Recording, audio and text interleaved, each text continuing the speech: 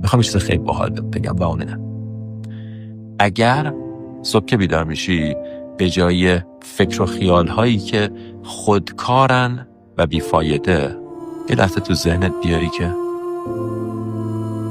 یه روز جدید، خدای شکر من میتونم یک روز جدید رو تجربه، یه فرصت جدید و هنوز نمردم، هنوز میتونم برگ درخت‌ها رو ببینم، هنوز میتونم حس کنم، هنوز میتونم موزیک گوش بدم.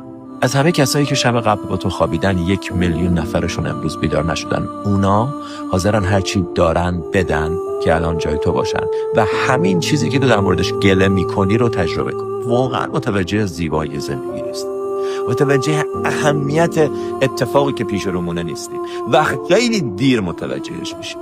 داری زندگی میکنی. به قول تیکرات ها میگه خبرای بد و همه بهت میگن. خبرای بد فقط کافیه تلویزیون روشن کنی، فقط کافیه اینستاگرام رو باز کنی، روزنامه رو بخونی، کافیه فقط سر تو بگردونی تا خبرای بد رو ببینی. خبر خوب کسی بهت نمیگه. ما میخوام خبرای خوب بهت بدیم. خبر خوب شماره 1، تو زنده ای. صدای قدم ها میشه. یه بار دیگه میتونی لبخند بزنی، یه بار دیگه میتونی مدیتیشن کنی، یه بار دیگه میتونی یکی رو بغل کنی، یه بار دیگه میتونی به خودت خدمت کنی، به آدما خدمت کنی.